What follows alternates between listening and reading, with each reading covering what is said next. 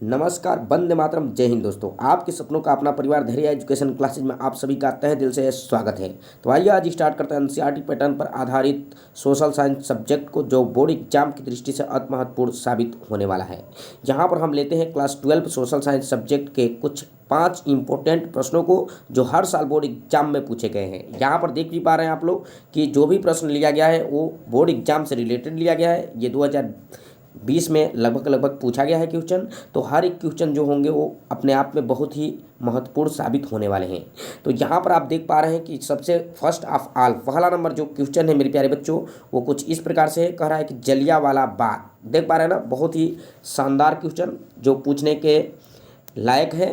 यहाँ पर दे रहा है कि जलियांवाला बाग में भारतीयों की भीड़ पर गोली चलाने का आदेश किसने दिया। ठीक है, ये 2 नंबर के प्रश्न हैं मेरे प्यारे बच्चों।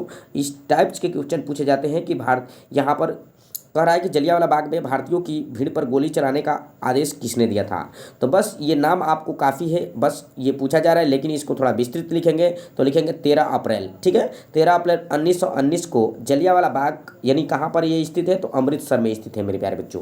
कह रहा है कि 13 अप्रैल 1919 को जलियांवाला बाग अमृतसर में, यहाँ पर जलंधर, ठीक है, अमृतसर में कहाँ पर है, जलंधर। कह रहा है कि डिवीजन के कमांडर, कह रहा है कि जलंधर डिवीजन के कमांडर जनरल डायर, नाम इसको याद रखिएगा, यही आपका सटीक आंसर होगा कि जनरल डायर के आदेश पर गोली चलाई गई।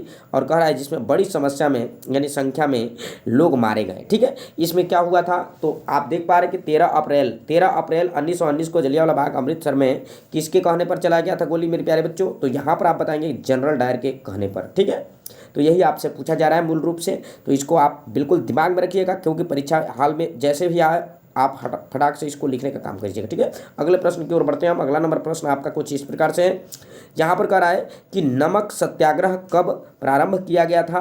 कह रहा है कि उसका संक्षिप्त विवरण दीजिए। ठीक है, यानी नमक सत्याग्रह कब प्रारंभ किया गया था। यहाँ पर देख पा रहे हैं कि 2020 बोर्ड एग्जाम में एनेक्स सेट में पूछा गया है। ठीक है, तो इस टाइप्स के क्वेश्चन जो है खूब पूछे जाते हैं, इसलिए आप ध्यान से इसको देखिए।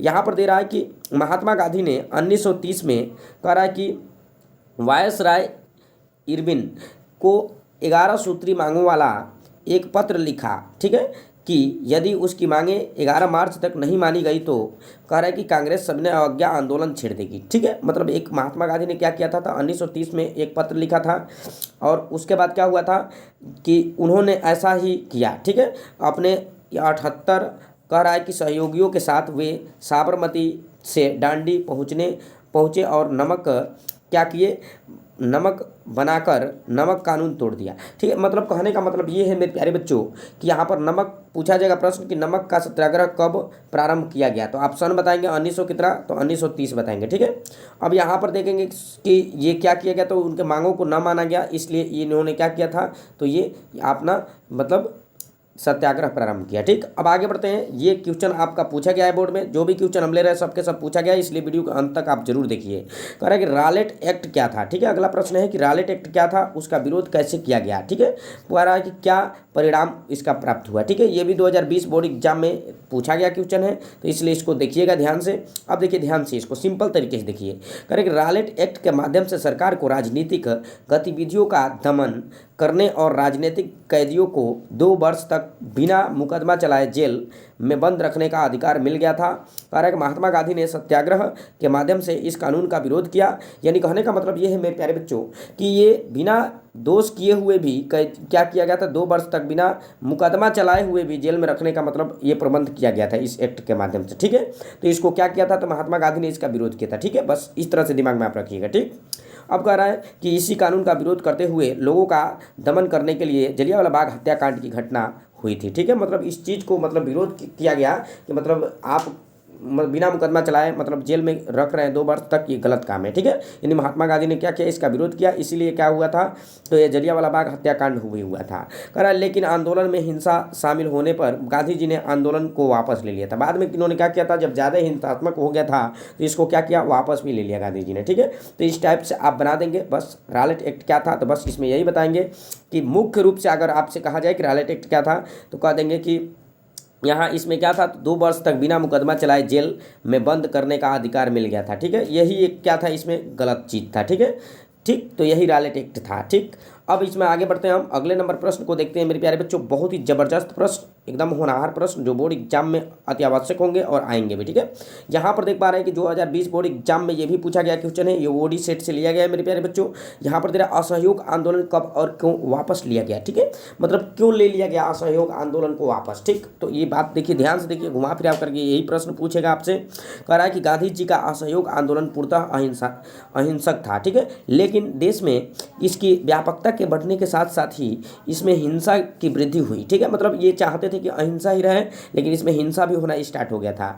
5 फरवरी 1922, देखिए सन को देखिए, थोड़ा ध्यान से देखिएगा कि 5 फरवरी 1922 को गोरखपुर के चौरी चौरा में हिंसक भीड़ ने थाने में आग लगा दी, जिसमें कई पुलिस वाले जलकर मर गए, ठीक है। मतलब इस घटना से क्षुब्ध गांधी जी ने एक असहयोग आंदोलन वापस ले लिया था। मतलब इसमें भी क्या हुआ था, हिंसात्मक हो गया था, इसको भी हटाने के लिए क्या किया था, तो मूल रूप से गांधी जी ने क्या किया था, इसको भी वापस ले लिया था, ठीक। बस आपको यही दिमाग में लाना है, असहयोग आंदोलन क्या था और क्यों वापस लिया गया। तो यह हिंसात्मक होने की वजह से इसको वापस ले लिया गया था, ठीक है। अब देखिए आगे बढ़ते हैं अगले प्रश्न की ओर। अगला आपका प्रश्न जो है, जो भी प्रश्न है एकदम वादा रहा मेरे प्यारे बच्चों कि ये 2020 बोर्ड एग्जाम से रिलेटेड क्वेश्चन हमने बताया, जो 21 बोर्ड एग्जाम में आपको काम आ सके या आगे के भी एग्जाम में आपको काम आ सके, ठीक है। कह रहा है कि महात्मा गांधी जी ने अपनी पुस्तक, कह रहा है कि यहाँ पर हिंद स्वराज, देख रहे हैं ना, अगर पूछा जाए कि गांधी जी के किसी पुस्तक का नाम बताइए तो आप बताएंगे हिंद स्वराज। किसका लिखा हुआ है, तो सीधा बता देंगे महात्मा गांधी जी द्वारा, ठीक है। असहयोग आंदोलन के पक्ष में क्या तर्क दिया था, ये बातें हैं, ठीक है, यानी हिंद स्वराज में क्या उन्होंने तर्क दिया था अपनी पुस्तक में। तो देखिए यहाँ पर दिया रहा है इसका सटीक आंसर कि महात्मा गांधी ने अपनी पुस्तक क्या है, हिंद स्वराज, यानी 1909 में इसको लिखा था। में कहा था कि भारत में ब्रिटिश शासन भारतीयों के असहयोग में ही से ही स्थापित हुआ है, समझ रहे हो ना, भारतीयों के सहयोग से ही क्या हुआ था, ये ब्रिटिश शासन लागू हुआ था। इसका मतलब सत्य है मेरे प्यारे बच्चों कि वो मतलब भारत के लोग भी उन लोगों के क्या थे, तो अधीन थे, ठीक है, और उन्होंने क्या करते थे, जैसे वो लोग कहते थे वैसे करते थे, और इस शासन इसी सहयोग के कारण चल पा रहा है। मतलब कहने का मतलब ये है कि यह भारतीयों अगर साथ नहीं देते इसका तो ये चलता नहीं। कह रहा है कि इसके प्रथम चरण में लोगों को पदवियाँ सरकार को वापस लौटा देनी चाहिए, मतलब जो भी सरकार, मतलब ब्रिटिश सरकार इस लोगों को पदवी दी है उसको वापस कर देनी चाहिए, मतलब गांधी जी ने कहा, ठीक है, अपना विचार दिया। फिर कह रहा है कि सरकारी नौकरियों जैसे पुलिस, सेना पुलिस, अदालतों, विधायी, ठीक है, परिषदों, मतलब स्कूलों, ठीक, और विदेशी वस्तुओं का परित्याग किया जाना चाहिए, समझ रहे हो ना। इस सारी चीज़ों को परित्याग करने के लिए महात्मा गांधी ने बोला।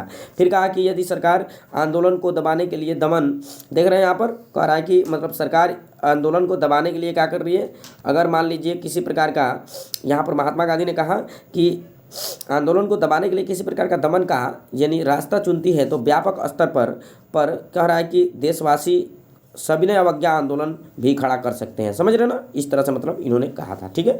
तो उम्मीद करते हैं, आशा करते हैं मेरे प्यारे बच्चों की इस जितने भी 5 प्रश्न हमने बताया है इसमें से बोर्ड एग्जाम में आपका इंपॉर्टेंट तरीके से मतलब ये क्वेश्चन दिया गया था, ये आ सके, ठीक है। उम्मीद और आशा और विश्वास के साथ आपको हमने बताया और आप प्रैक्टिस अगर किए हैं इसका तो 100% 100% आपको बता रहे हैं कि मतलब बोर्ड एग्जाम में इसका लाभ मिल सकता है, ठीक है। तो चलिए आज के लिए बस इतना ही, दीजिए मेरे को इजाज़त, तब तक के लिए थैंक्स।